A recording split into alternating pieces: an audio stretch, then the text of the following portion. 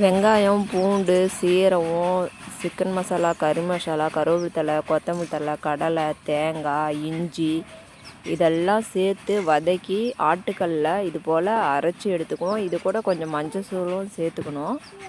சேர்த்து இதை நல்லா அரைச்சி இது போல் எடுத்துக்கணும்.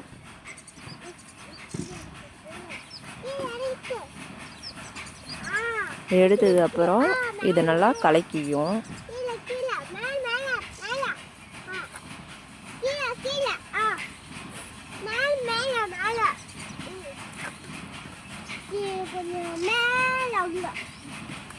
இதை நல்லா கலக்கியாச்சு.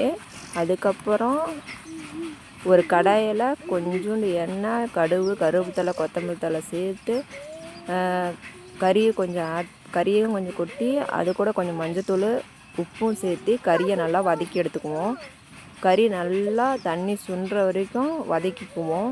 ஏற்கனவே நம்ம ஆட்டுக்கல்ல ஆட்டின சாம்பாரில் சிக்கன் மசாலா, கறி மசாலாலாம் சேர்த்து வச்சு அதனால் கறியில் ஆட் பண்ண தேவையில்லை. கறியை நல்லா வதக்கிக்குவோம். இப்போ நம்ம ஆட்டுக்கல்ல அரைச்ச அந்த சாம்பாரை இந்த கறியை வதக்கி வச்சுருக்கோம் பார்த்தியா, அதில் நம்ம ஆட் பண்ணிக்குவோம்.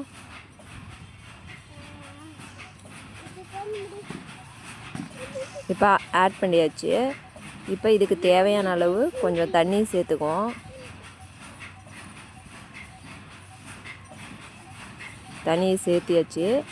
இப்போ நம்ம இதுக்கும் கொஞ்சம் தேவையான அளவு உப்பு சேர்த்துக்குவோம்.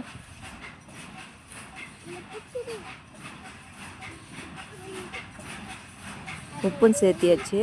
இது நல்லா வெந்து கறி நல்லா வேகட்டும். அன்னைக்கும் நம்ம இப்போ முழிச்சு வச்ச முட்டையை பார்ப்போம்.